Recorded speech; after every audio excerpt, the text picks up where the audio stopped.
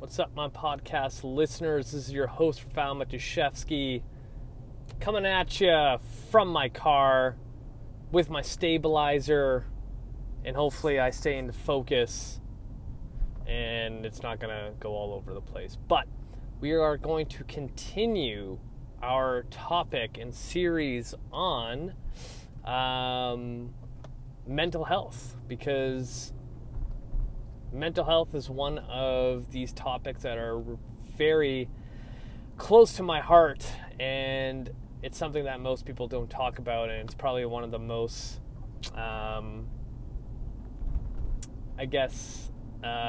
popular topic that I come out with when I put together my podcast episodes. I get the most engagement, so obviously people think it's important. Today, what I want to talk about is this concept of saying no. So part of our mental health, kind of to piggyback off of our last episode about capacity, is also learning how to say no, so then you have the capacity to take on the things that's, most important to you. And I feel that all of us who are trying to be, good human beings, we tend to always say yes.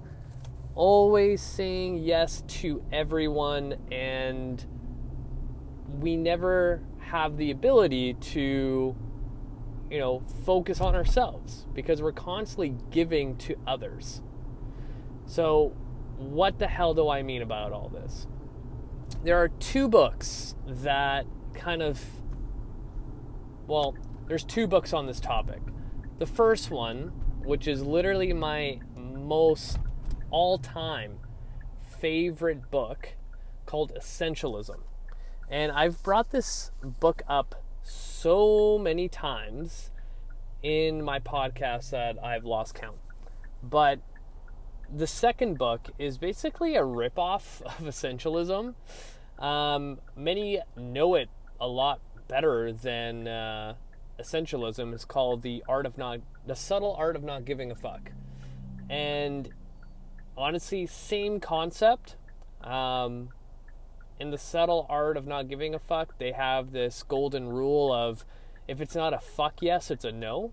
And in Essentialism, what they look at is, if you are not excited about a decision that you chose, then it's going to be a no, and it's a low priority in your life. So it's the same concept. Side note / tangent and rant. The Subtle Art of Not Giving a Fuck is more popular because they got one of those major book publishers and marketers in New York to really pump out that book, and because it had a swear word, obviously it got super popular. Anyway, what I took from that book is that us as human beings that are naturally kind, we tend to take on a lot. And no matter how much we have going on in our life, we somehow idiotically say, yeah, no worries, I can do that for you. Yep, no worries, I can help watch your kids. Nope, no worries, I can house sit and look after your dog. And I'm also going to help my kid do their school project. And you know what? I'm also going to sell my house at the same time. And you know what? I'm going to pick up that project at work and, spend a couple extra hours of overtime. And then you are left with like, well, fuck, what am I doing for myself? Like, I have no time to go to the gym. I have no time to cook healthy meals. I've been eating out the last 2 weeks. And you, as a priority, go down so far down the list that you forget how important you are. And I think learning how to say no respectfully is a whole new skill set to learn. It's really easy, especially at a work environment. You naturally want to please your superiors. So when they come to you and ask, hey, we have this project, I really want you to do it, you're probably going to say yes. or, you know, your employer wants you to come in and work on a Saturday to cover whatever it is. Your natural instinct is to say yes, even though deep inside your body, your entire soul is like, fuck that. I've been so stressed out. I've been already working overtime. I do not want to work on a Saturday. But then you say yes. And then you hate yourself for it. And then you go into this spell of having such a low capacity and threshold for stupidity, and you start lashing out and taking it out on people who love you or your coworkers that are just trying to be nice to you, but because they're chewing their gum too loud, you're like, what the fuck, Janet? God! Man, I'm really into this episode.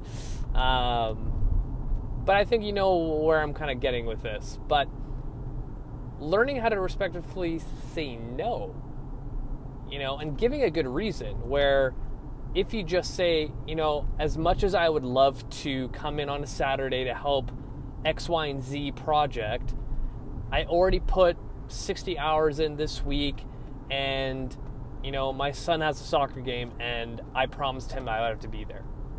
Your boss, if he's a decent human being, then they're going to be like, yep, no problem, it's all good. But we just assume the worst. We just assume that everything relies on our shoulders, that we have to do things, that if we don't do a certain thing, the whole world will explode and there's going to be nothing left without you doing it specifically. I learned this the hard way of always saying yes. I burnt myself out, and I slowly started saying no, and my life has changed so much. But now here's the flip side. When I did that, I recovered, I felt better, got stronger, got leaner, my relationships improved, and my capacity increased. So what's the natural thing to happen when your capacity increases? You take on more shit. And currently, right now in my life, I've been saying yes to fucking everything. And I am at that point where I'm like, what the fuck am I doing? And like, I can tell the moment that I don't recover fast enough from my workouts, I'm tired all the time, and my patience for small things is so low, I know I'm past my point. And now I'm at a point in my life where I'm like, well, fuck, my mental health is now draining because of this. I need to start saying no. I need to start setting boundaries. You know, like as a trainer, I get emails and messages from clients all the fucking time. All the time. It's not a bad thing because I'm there to help. I tell clients that you should reach out if you're struggling or you have a question or you need to reschedule, whatever it is. But on face value, if every single day I'm getting on average 30 messages and emails, it becomes overwhelming. And then you start looking at those messages and emails like, fuck, I need to answer them right away. But I've learned from the very beginning that the best thing to do is kind of give yourself, you know, this idea that every single email and message you're going to answer within 24 hours. It doesn't have to be right there and then. But, you know, as you grow in your career, also personally, you just naturally end up getting more in your life, and it's hard to fit all those things in. So you have to really prioritize what's the most important things. Like right now, list out the 5 most important things in your life that you need to place a priority on. It could be family, it could be your spouse, it could be your health, it could be your financials, it could be fucking sleep, like anything. Write those down and then start brainstorming, like, what am I doing on a daily basis that's preventing me from making these a priority? And then that list ends up being really, really long, and then you can start eliminating those things. Again, easier said than done. But the moment you start writing these things down and start having an idea of like what's really holding you back, it becomes very clear what you need to do. And then the only thing holding you back is you. Like, you have it in front of you, the reason why you can't get a workout in because you've committed yourself to driving all 3 of your kids to 3 different sports every day of the week. Did you have to sign up your kids to 3 different sports all at the same time? Probably not. There's nothing wrong with planning those things out ahead of time, right? Learning the art of saying no is going to help you tremendously. God, this camera's going all over the place. So that is my crotch shot right there. That is my advice for improving your mental health, is learning how to say no and setting boundaries on your time, your life. Again, you don't have to be constantly giving to every single person. You're a priority. Make sure you know that. So I'm going to end it there because my camera is definitely not liking what I'm doing. Hit the show notes, add me on Facebook, add me on Instagram, subscribe to my YouTube channel. Guys, we are 5 people away from 400. That is huge. The more people I have on my YouTube channel subscribed makes me that more searchable to help others.